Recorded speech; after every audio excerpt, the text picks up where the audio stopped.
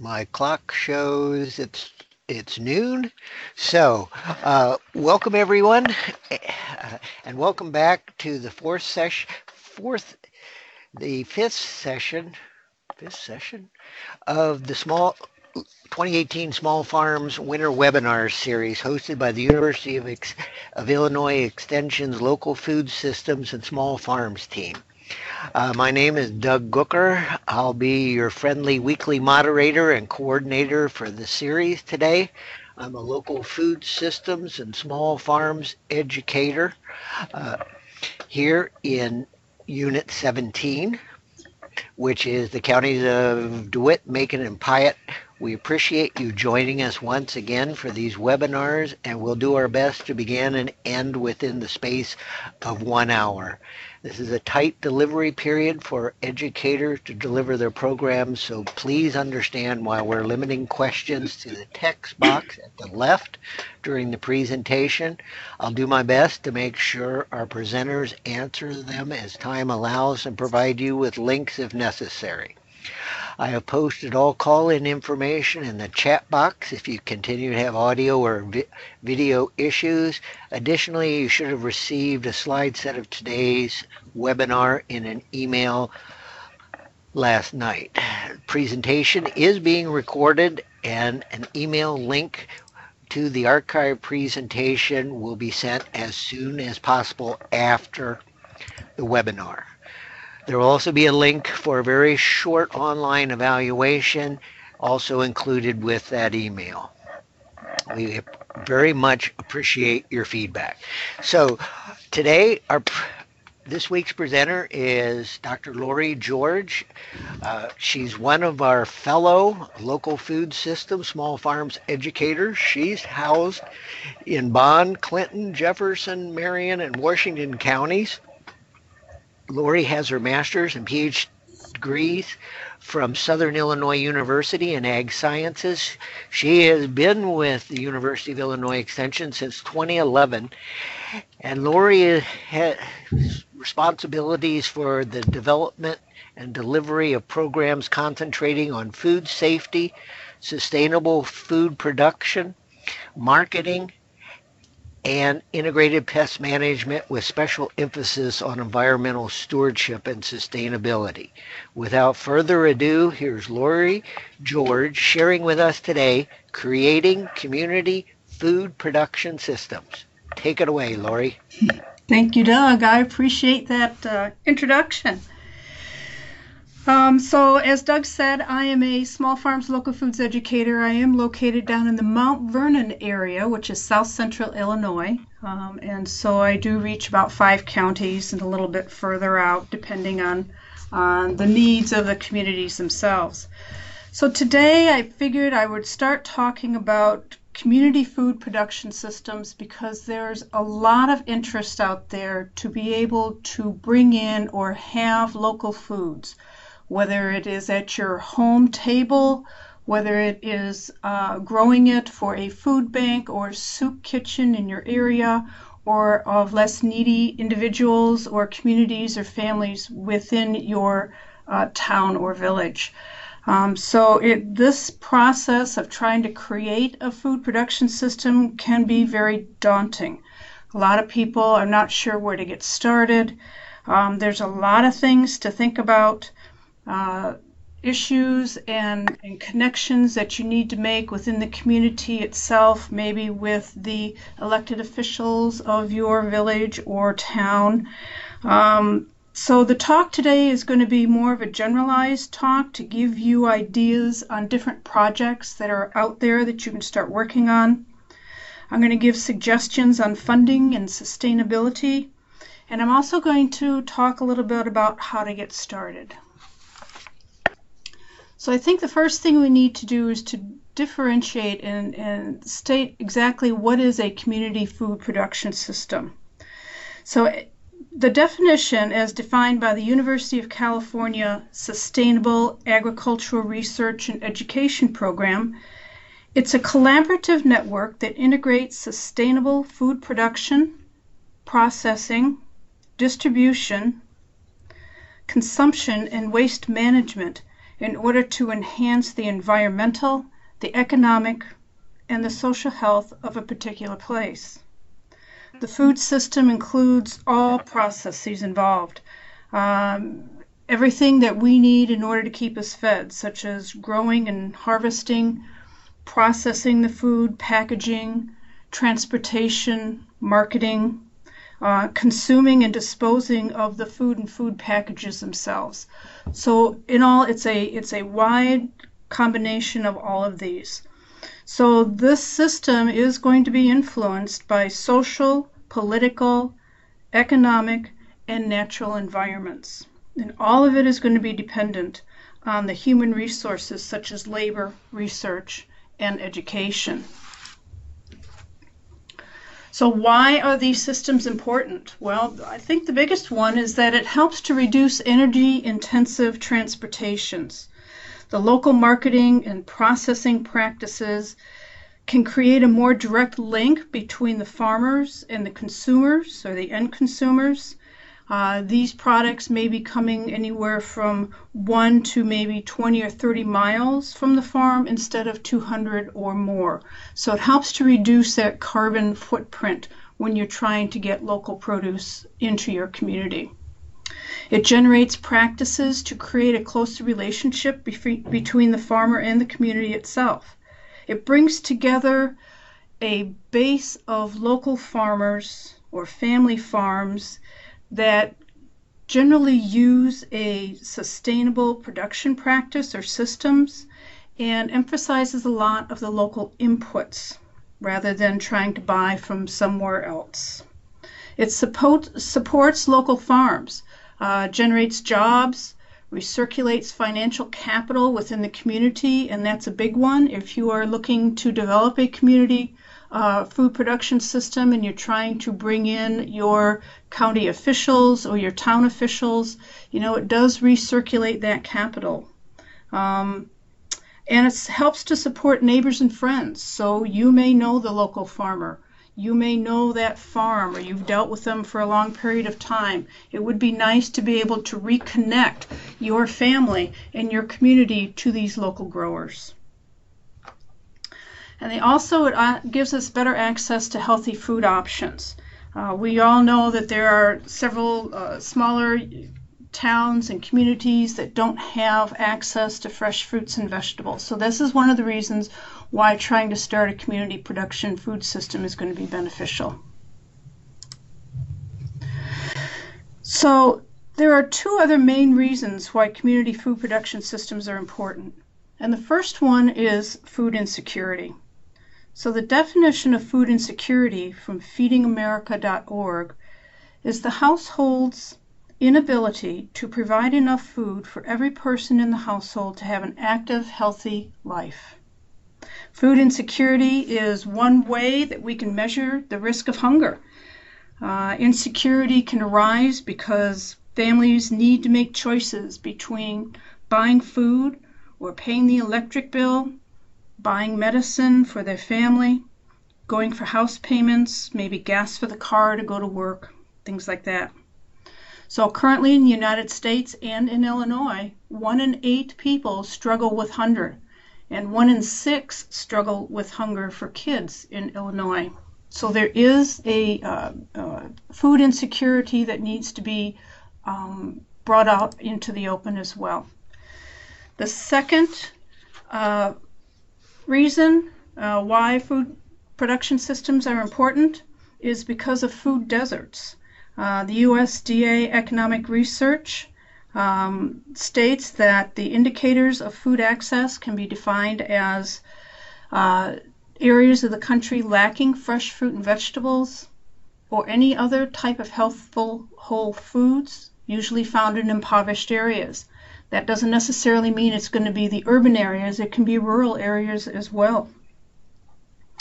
The accessibility to the sources of healthy food are generally measured by distance to the store or by the number of stores in the area.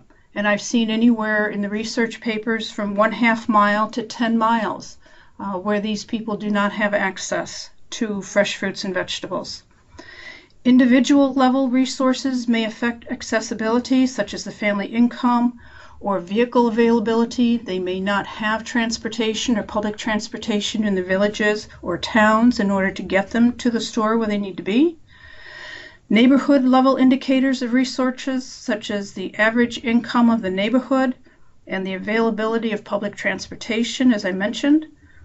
Neighborhoods can have quick marts or gas stations that are stacked with convenient, processed, high sugar and high fat food items instead of the fresh fruits and vegetables. So food deserts are another reason why we start looking at community food production systems.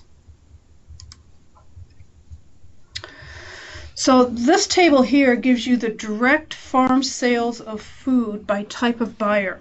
And the information is part of the results of the 2015 Local Food Marketing Practices Survey that the USDA did. So in 2015, the table shows that the farmers produced and sold 8.7 billion of edible food commodities. 3.4 billion went directly to the consumers. And a consumer would be a sale through a farmer's market, on-farm stores, roadside stands, community-supported agriculture or CSAs, online sales, maybe a pick-your-own operation, mobile markets, things like that. 2.4 billion to retailers, and the retailers were defined as supermarkets, restaurants, independent grocery stores, and food co-ops. And 3.4 billion to institutions and a variety of local food intermediaries, such as schools, hospitals, distributors, processors, and wholesalers that generally market and sell locally branded products. So the consumers accounted for 35% of these direct food sales and retailers 27%. So direct farm sales include both the fresh foods and the processed or the value-added products such as cheese or bottled milk, wine, jam, cider, meats, things like that.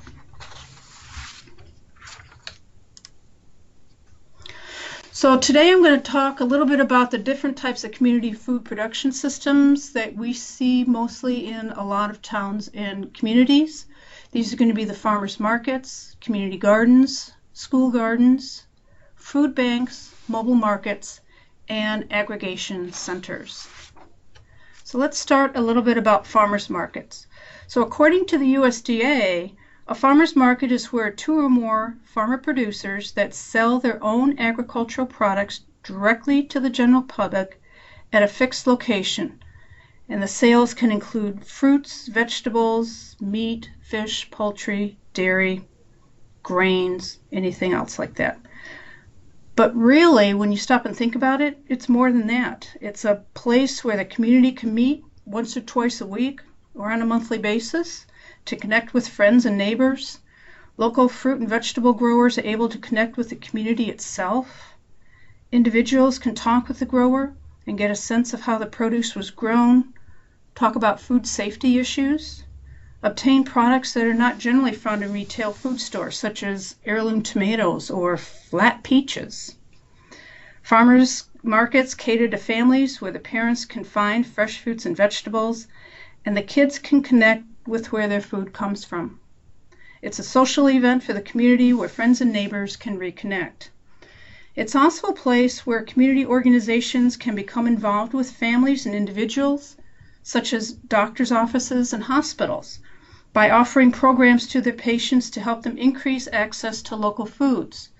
I've seen and I've heard several cities talk about produce prescription programs or fruit and vegetable prescription program, where the physician knows that the market is going to have fresh fruits and vegetables and they write a prescription for it, and the person takes it to the market and trades that prescription in for fresh fruits and vegetables.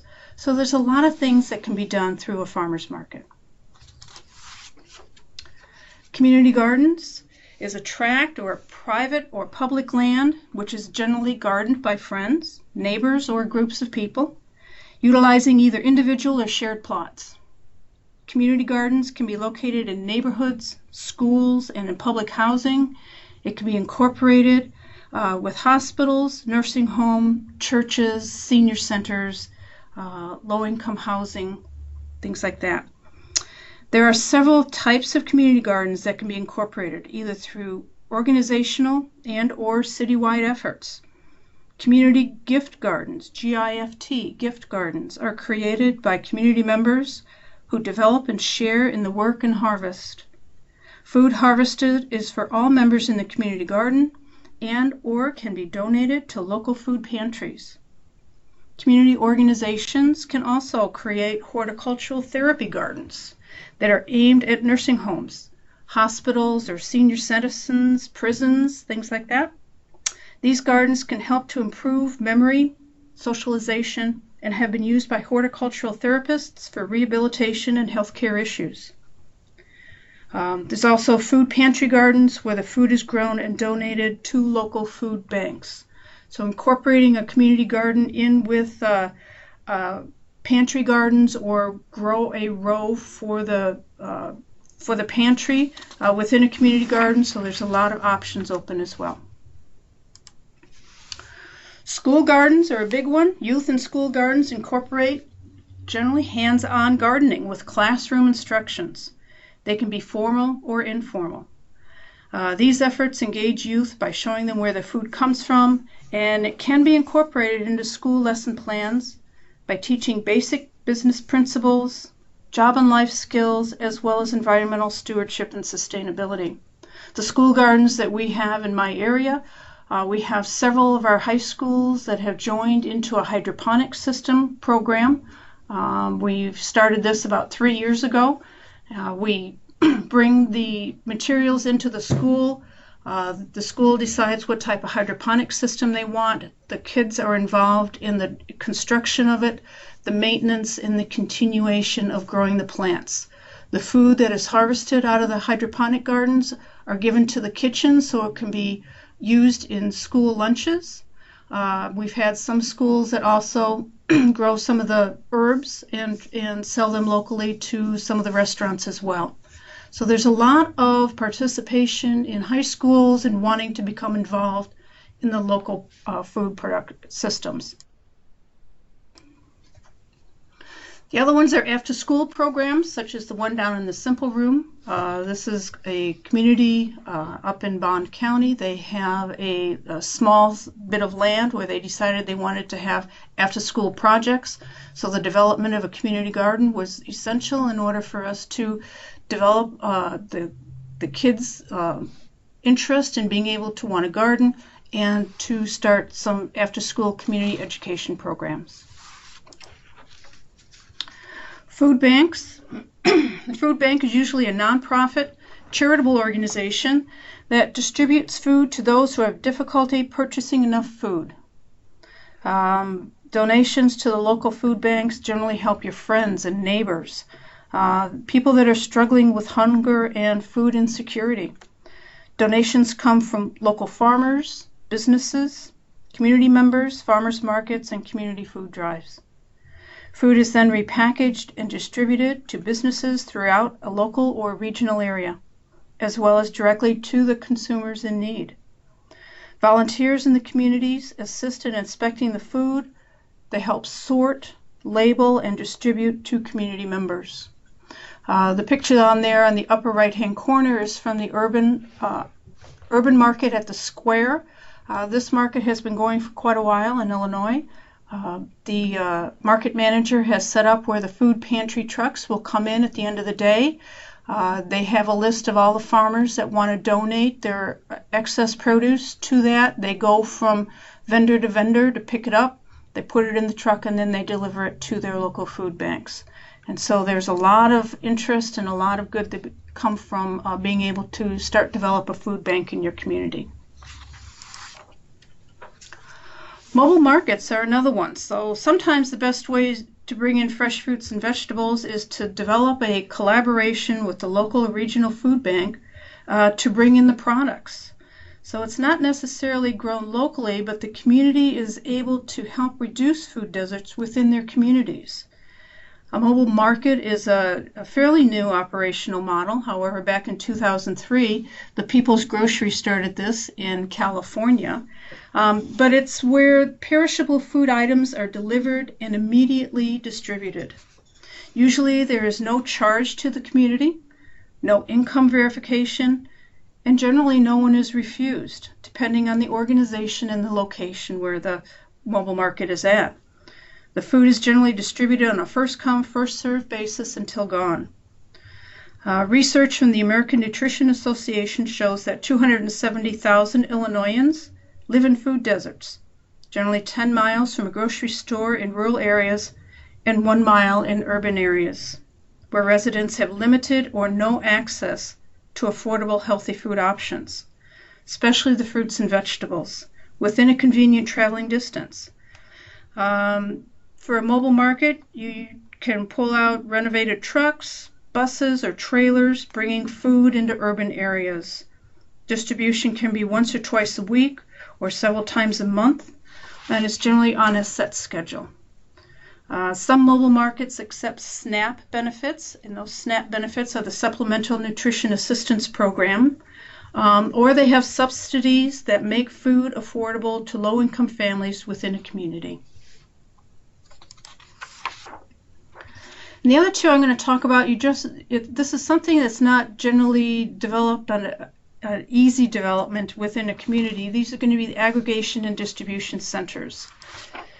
So when you talk about maybe food hubs, so the USDA definition of a food hub is centrally located facility with a business management structure facilitating the aggregation, storage, processing, and distribution and marketing of your food products. This type of a system gives small to mid-sized producers the ability to increase access to local, regional, and statewide markets.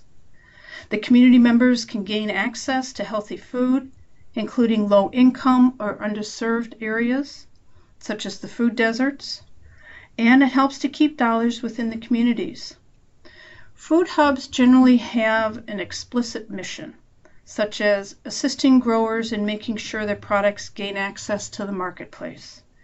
They're usually the intermediary between local farmers and buyers. The second one are food co-ops. And according to the USDA, a user-owned and controlled business from which benefits are derived and distributed equally on the basis of use or as a business owned, controlled by the people who use its services. Co-ops can be a small scale, serving a village or a community, or it can be a multi-million-dollar enterprise with multi-international connections. Its uniqueness, as mentioned on the slide, that it's owned and operated and governed by members. They are looking for local products.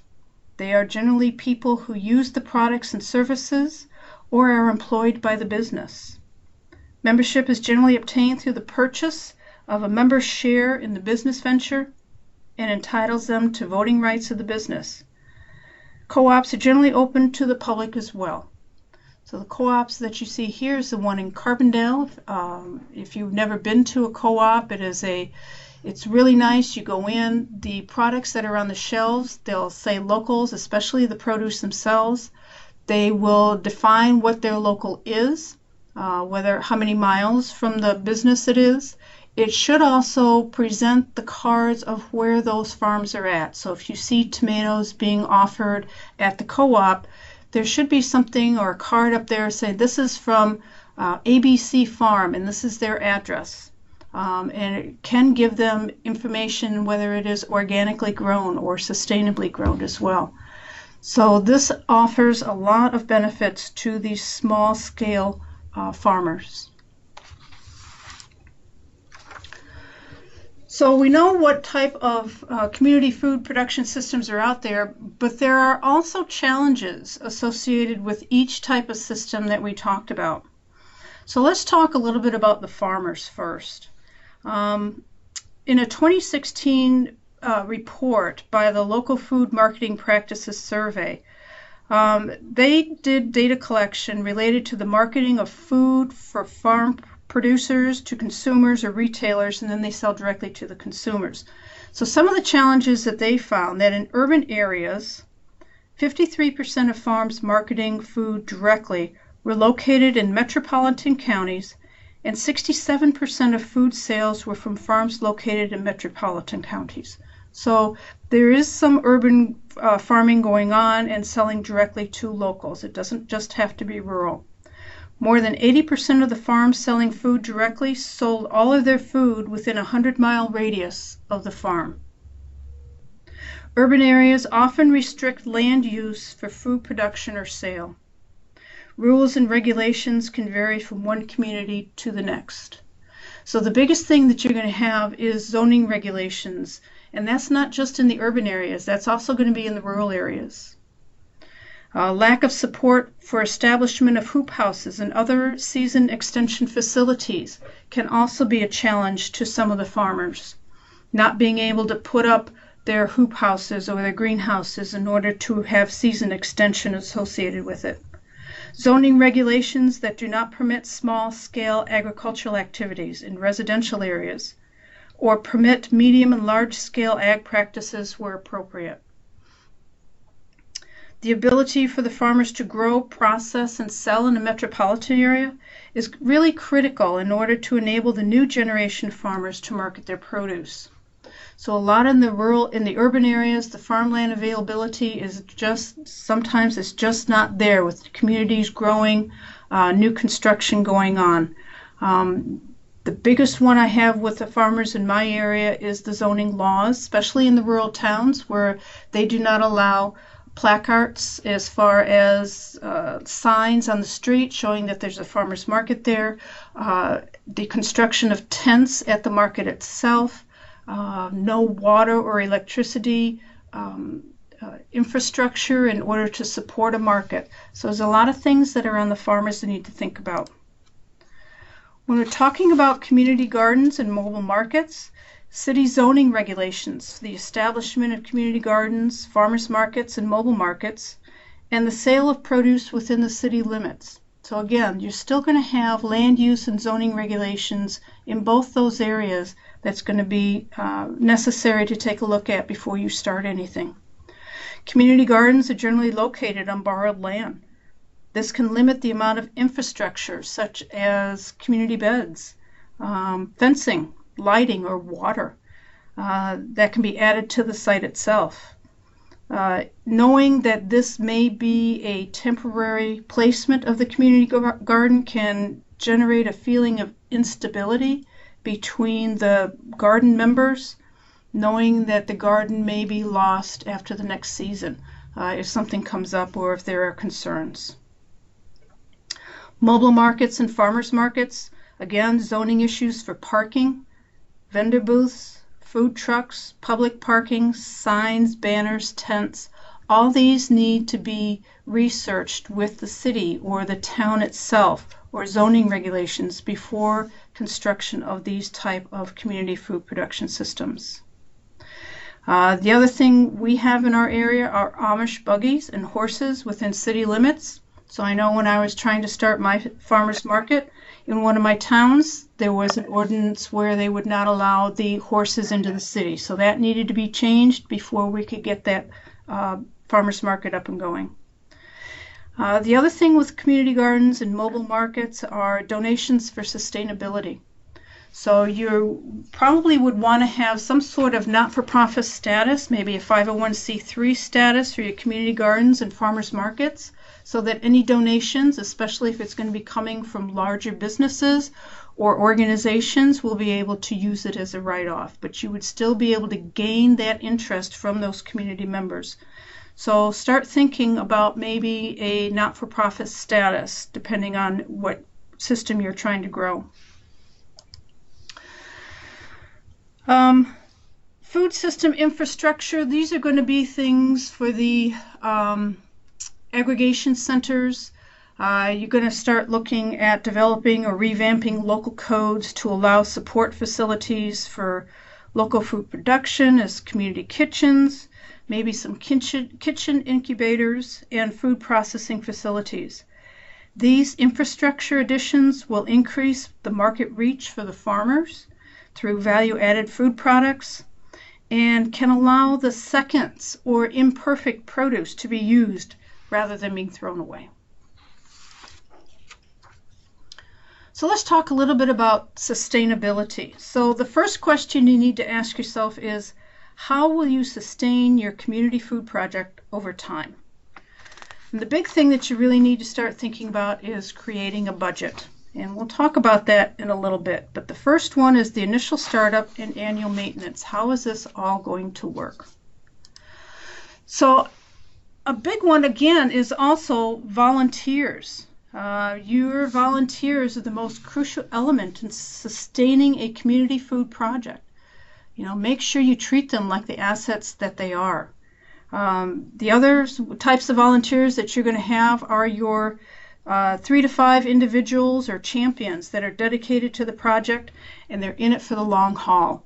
Those are the ones that's going to be starting your steering committee, your initial committee of doing a needs assessment, seeing what's out there. Then you want to have your helpers, and these helpers are going to be individuals that are from the community itself or organizations. They may or may not be champions or financial supporters, but they're always there to help. They're the ones that want to come in and help put the beds together. They want to help be able to load the soil into the beds themselves, or maybe keep it weeded or watered throughout the summer for those gardeners that are unable to do it. So those are going to be important. The other ones would include government officials, maybe local organizations and businesses. Your financial supporters are going to be the ones that's going to be critical for the sustainability of your project. These are the ones that are willing to provide funding, both dollars and in-kind services, and we'll talk about that in a second. Maybe the media. Local news media and social media folks, they can really have a big input and a big impact as far as getting the community gardens or your food project off the ground. So they are interested in sharing the information. They want to know what's going on, and they are generally there to help you with fundraising events. Technical assistants are going to be the lawyers. They're going to be the accountants. They're going to be the people that are going to help you with maybe the not-for-profit status, budget building, social media individuals to make sure that you have a good online presence on your community food project. So with our community garden in Mount Vernon, initial technical advisors with the University of Illinois Extension's Ag and Natural Resource Program coordinators, small farm local foods, and master gardeners in the community, among a lot of the other community members themselves. All right, grants. This is going to be a big one because there's a lot of people out there that are going to be looking for funding. So it's critical that you find the grant that fits your program. It is not a good practice to create a program that meets the parameter of a grant, but it is critical that you look for grants that are a good fit for your market and your specific intended goals. In order to maximize your success, make sure that your proposal addresses a problem or improves a situation that the funding agency thinks is important.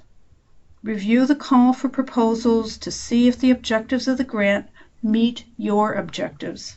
If it's not a good fit, look for other funding sources. So with grants, it's temporary funding. This is not something that's going to continue on year after year after year, depending on what type of grant you're reaching out for. You also have to understand that grants are not free money. There are rules and regulations associated with grants that you need to be aware of. There are reporting, budget, and all sorts of things you need to start thinking about on that. Some of the grants that you apply for may require matching funds. So if you're able to pull up $10,000, then they will require you to match that $10,000 as well. So some of the organizations, and it's going to be in that fine print of the grants proposal that you need to read through before you submit it. Okay, and again, find the right grant for the goals that you have. Some tips, general tips that I have a goal. Does the grant align to what you want to do? Set a budget and make sure you stick with that budget. You need to define roles and responsibilities for grants. Who's going to be responsible for what? Who is going to do the writing? Who's going to follow up with the budget and keep track of receipts? And the other thing is that you need to keep track of deadlines. There are always deadlines associated with grants. There is a good grant writing webinar on the Illinois Local Foods YouTube website that goes into more detail as far as specifics of grant writing. If you're interested, I would go ahead and check that out. So in looking at some of the grants, when we're talking about markets and consumers, USDA has several of them that are listed here. Funding for grants is competitive. Make sure you review the call and proposals to see how much money is available. Go to the agency's website, see what's been funded in the past. When considering these opportunities, look for a good fit for your intended goals.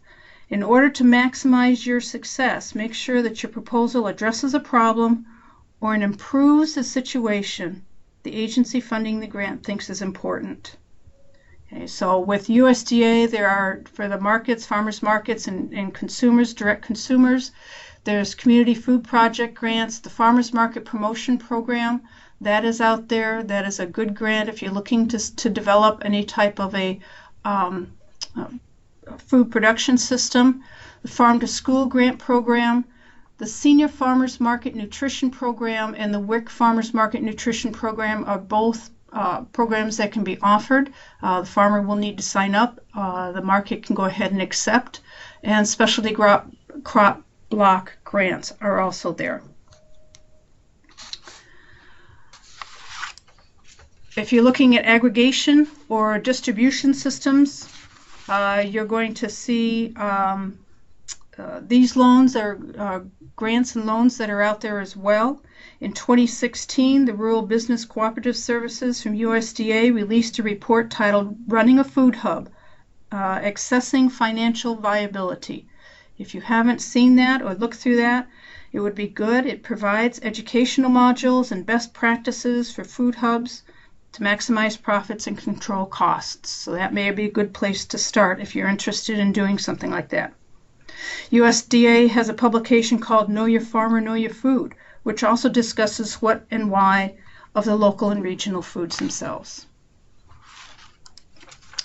If you're looking at a processing facility or trying to develop one, there are several grants and loans available as well. The community facilities, local food promotion, rural business development grants, and value-added producer grants. And again, the website is there at the bottom of the screen. It should be on the slides if you have the handouts that will direct you to this information directly. Another place that you can go to is called the Catalog of Federal Domestic Assistance. This is a free online database of all federal domestic assistance programs, including grants, loans, and other types of assistance. It contains financial and non-financial assistance programs administered by the departments and establishments of the federal government.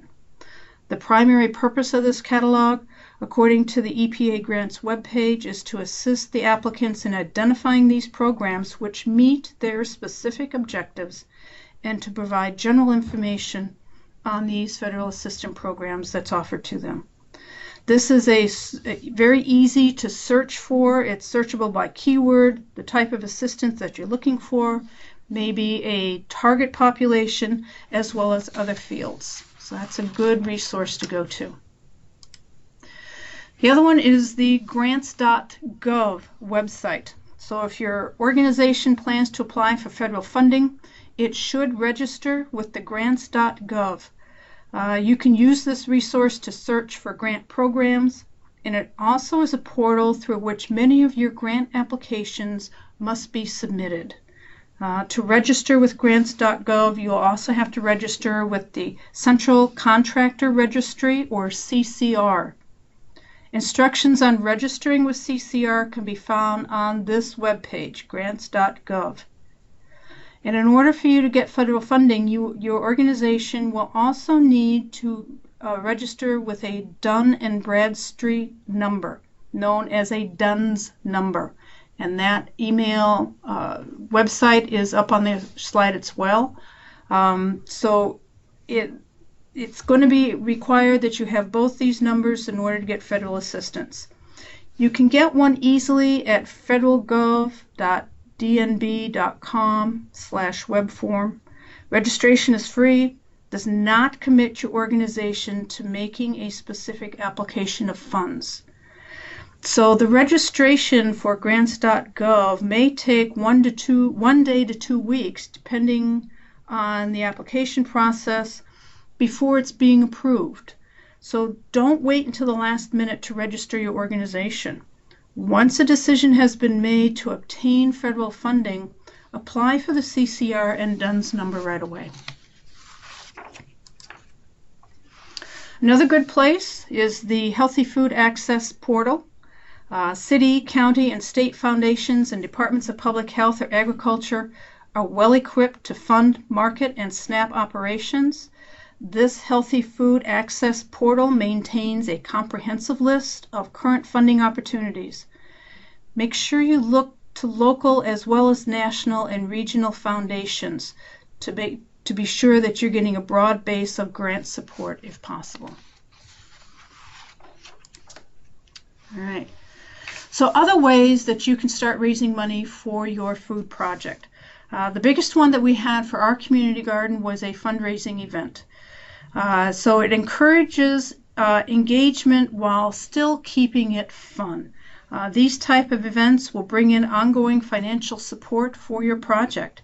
I have found that people want to become involved, even if it's not directly with the planning and or developing of the committee, or help build the raised beds, or put the soil in the beds, or plant the seeds for the community gardens.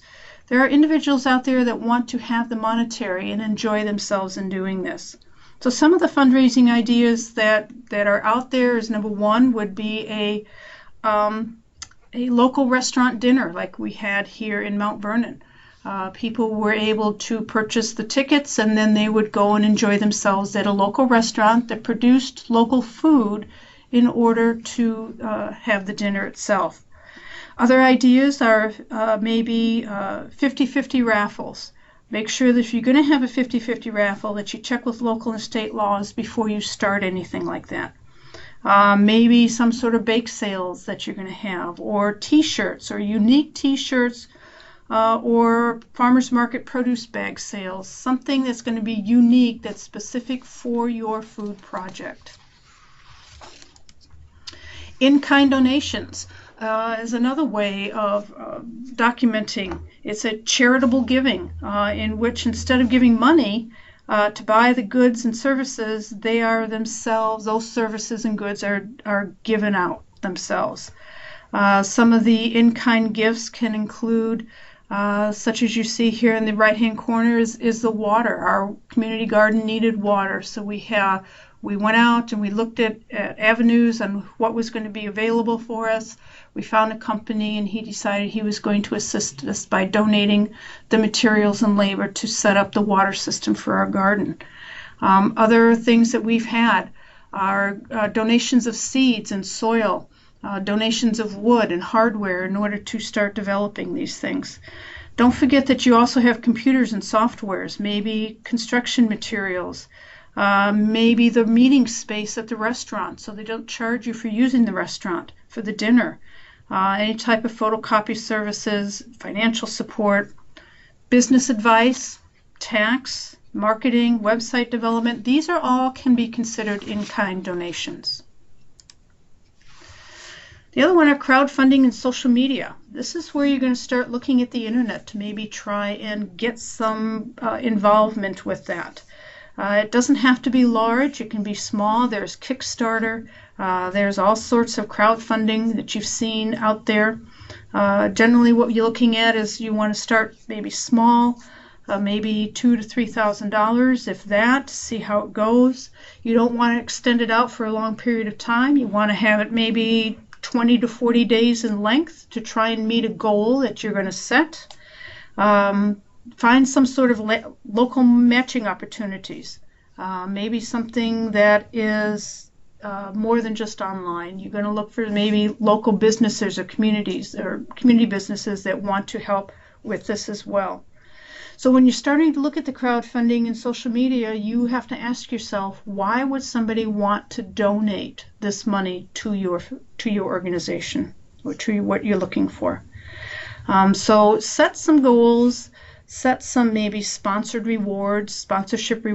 If they get this, they donate this much, they get this product. So look at these different avenues that you have out there. And the biggest thing is who's going to handle this day to day. So in your steering committee meetings, make sure that you designate who's going to be responsible for these. The other thing with the crowdfunding and social media is that you have good videos. People like to watch what's going on. You don't want long ones, maybe a minute or two to see what's going on, just give them an update, see what's going on, who's involved.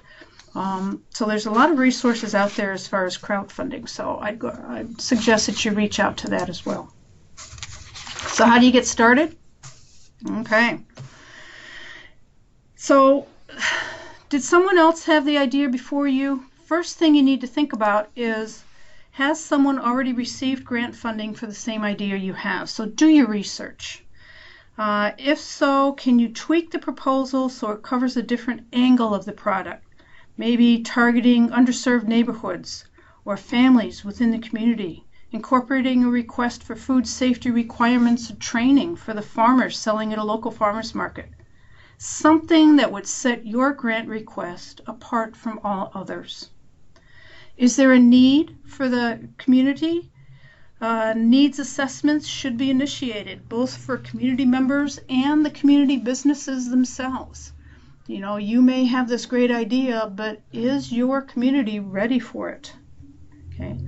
Are there individuals ready to assist with the planning and implementation of this?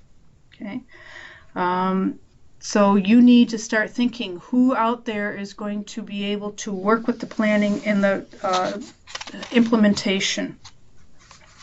If it's a farmer's market, is there a market in the neighboring town? Do you have a space for the market? Are there enough vendors to bring the market each week? Does the community want a farmer's market? If you're doing a community garden, talk with city government and neighbors.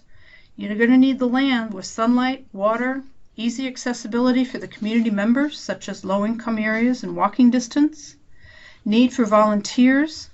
If you're doing a mobile market, are there local organizations and volunteers willing to work on the project? How will the food get to the community and how will it be distributed? And you also need to determine the time frame. So expect the initial planning and implementation phase to extend 1 year or longer, depending on the complexity of the project. So I know that when we started our community garden here in Mount Vernon, it took us a year from the first time we had our steering committee to the time when somebody was actually planting seeds in the garden. So if you're dealing with policy change within a community, it may take a little bit longer. It takes time to develop the relationships with policymakers and to work through the negotiations and the planning process. Next is the planning and implementation. So for the steering committee, you want like-minded individuals to help with planning, documentation, implementation. There should be someone available to assist with the day-to-day running of your project, such as a manager, a supervisor, a marketing or publicity. Developing of the steering committee will generally have about 6 to 8 or 10 people that are going to be committed to the project itself, such as designing, developing, obtaining resources, preparing budgets, management of workers and volunteers. You might want to designate one person as a general coordinator who can then serve as a contact person between the planning committees and the community organizations. Who should be involved? We got local elected leaders. That's a big one right there. Farmers or groups interested in sustainable farming. Food banks, public health workers. Your parks and recreation department. Gardening organizations, and your community businesses and members. The need for volunteers is going to be important, whether you're developing educational programs for a community garden, a farmer's market, or an aggregation center. The programs focus on rules and regulations. What type of boxes can they bring at the produce for the aggregation center? Can they just bring it in the back of the pickup truck, or do they have to box them before they bring them in? Payment concerns by growers and businesses, rules and regulations. If the food's going to be donated to the food bank or community members, how is it addressing the food safety issues? So there's a lot out there that needs to be discussed before anything really starts going. The other thing, especially if you have a grant, or you're going to have some sort of evaluation process. So you need to establish what your outcome measures are and what your output measures are. So did your product, after a year, you're going to reevaluate it, did it meet the stated objectives? If you have a grant, you need to do needs assessments again and measure the impacts based on what the proposal required. The proposal may ask you to have monthly, bi-monthly, or yearly reports. The outcome measures are going to be measurable and achievable. This is where you can gauge whether the project is having the intended effect on the community. This can be short-term or it can be long-term, such as new skills learned by community members to be more self-sufficient, or increased consumer demand for locally grown produce. The output measures will give us measurements, okay? So such as the number of families that benefited from the community gardens. How many people had a bed and garden that year? If you have community garden donations to a food pantry, what's the number of poundage of produce that was donated throughout the year? Maybe you can specify what types of produce was given out. What's the number of local growers that were able to deliver fresh fruits and vegetables to the community? Maybe the number of volunteers and hours worked on the project. That's an output measure. That's going to be a good community support indicator as well as the number of dollars generated using the WIC or senior coupon programs in your food project. And the last thing when you start working on this is when you go through this whole process of developing this, it takes a year from the time that you have it to the time that you start planting to the time of the last harvest. That can be anywhere from 1 to 2 years. So the nice thing to be able to do is to go out and celebrate. You know, really celebrate. Let the community come in, see what you've accomplished in this first year. Get the community involved again in what is out there. With our Mount Vernon Community Gardens, we had a pick-or-treat where it was open to the public itself. The kids would dress up. It was at Halloween. Kids dressed up. They brought their costumes. We introduced them to the garden itself because the celebration that we had was directly in the garden. So everybody saw what was going on. They saw what was being grown. And everybody had a great time, just a great time. So make sure that you offer that celebration, you set up that celebration as well, because that's the most important thing. Some of the resources that I have for this talk, if you have any questions or comments that you have on for the presentation, I see there's a few of them in the box. So that's all I have. Are there any questions? Yes, Laurie, we have a few. Okay, figured that. Yeah, the first question goes back to near the very beginning of your talk where you talked about that the direct-to-consumer percentage was up around a third of the dollars of local sales. Yes. And the person wanted to know how long have we had sales at that level? Well, this was back in 2015, so I wasn't able to locate the ones earlier than that, so I cannot answer that question as far as how high it was, but I know that the direct consumer rates of people wanting to buy the local foods has been growing fairly steadily within the past 5 or 6 years. Okay, great. Second question.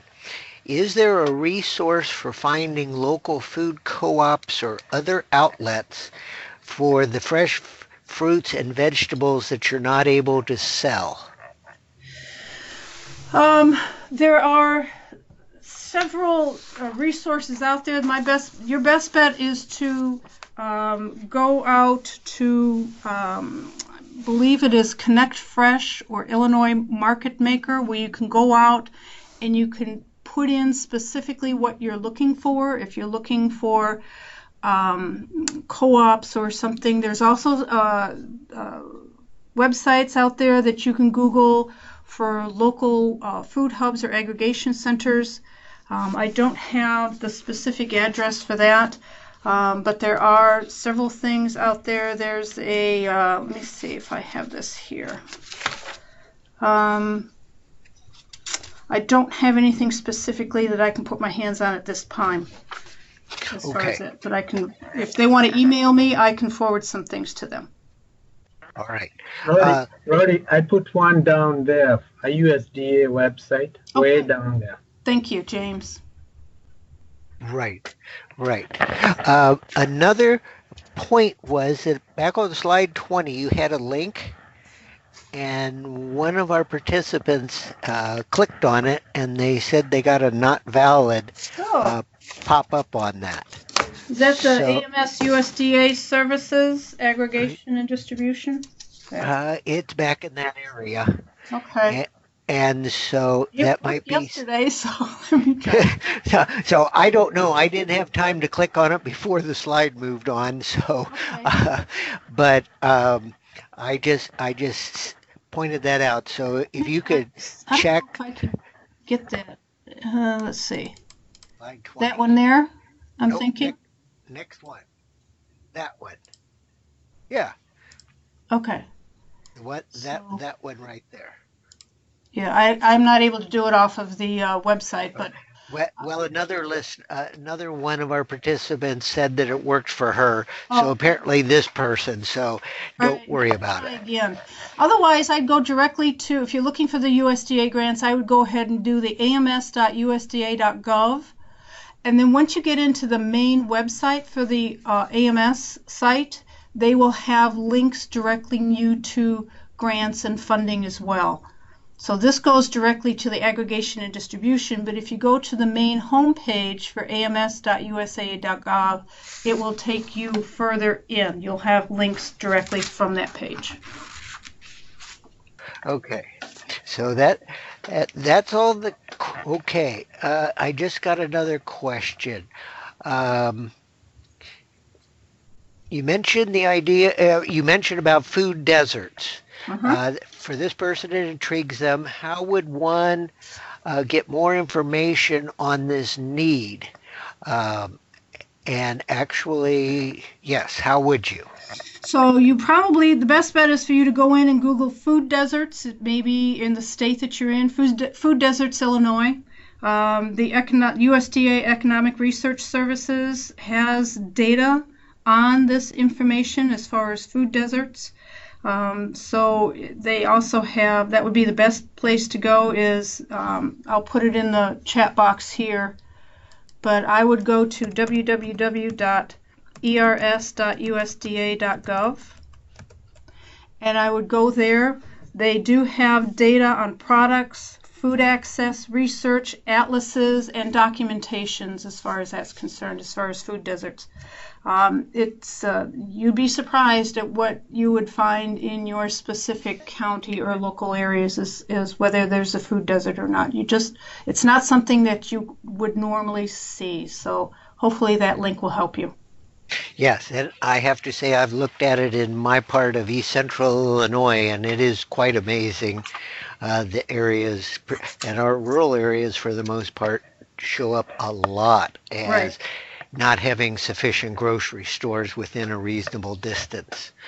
And last, someone wanted to know, when you're talking to someone about food that you might be wanting to donate to a food pantry or something, how do you know how many servings you have from pounds of fresh produce? I couldn't tell you that. I do not know. I'm not a food and nutrition person that's going to be able to figure that out. Andy, if you want to email me, I can talk to my SNAP educator and get that information for you. Okay. All right. Well, that seems to be all the questions. All right. And I'd like to thank our presenter, Laurie George, today. for a fabulous presentation and talking to us about this of creating local food systems, because this is a kind of the missing link in our local food systems in a lot of cases, or the final link. And so it's very important. Laurie's been working on this, and others of us within our group and across the state. So please look for an email later on, either today or tomorrow, with a link to the archived webinar on the local Foods YouTube channel, and you'll get a link, as well as you'll also get a link for a short evaluation of the webinar you've just watched. So please fill out the evaluation. We use this feedback. It helps us shape our future webinars, and I wish you a good day. Thank you. Thank you, everyone.